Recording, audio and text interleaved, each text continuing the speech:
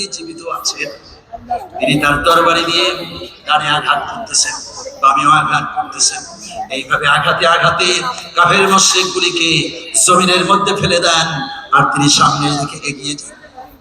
একটি কাফের দূর থেকে চিন্তা করলো, এই মুসলমানটার জন্য আমরা ময়দানে দাঁড়িয়ে থাকতে পারতেছি না। একটি মাত্র মুসলমান সেভাবে আমাদেরকে কচু কাটা করতেছে, এর চেয়ে বড় অপমান আর কি হতে পারে। আর এই সাহসী সৈনিকের জন্য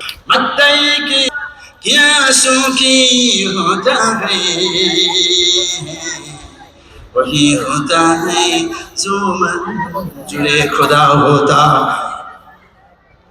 কিসের চিন্তা, কিসের পরোয়া? সারা বিশ্বের কাফের যদি এক পাশে থাকে আর আমি ঈমান নিয়ে যদি আর এক প্রান্তে থাকি, আমি ঈমানদার বিজয় লাভ করব। আর জোরে বলেন সুবহানাল্লাহ। কি ঈমান! যে ঈমান ফাঁসির মঞ্চে অসংকোচে গায়ে জীবনের গান। কি ঈমান! লক্ষ কাফেরকে ভয় পাই না। ভয় কেন পাবে? এক ঢিলা ভিন্ন পরোয়া कुछ नहीं परवानी जब तो आलम का खसीना दौलत ईमान। কিসের ভয়, কিসের চিন্তা? সারা বিশ্বের শ্রেষ্ঠ সম্পদ ঈমান আমার কলিজার ভিতরে আছে। ঈমান থাকলে ভয় আছে?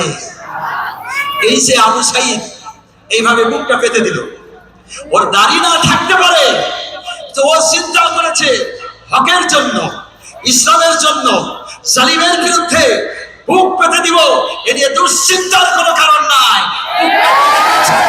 বুকটা পেতে দিয়েছে, শহীদ হয়ে গিয়েছে। আর শাহাদাতের কারণে মুগ্ধর শাহাদাত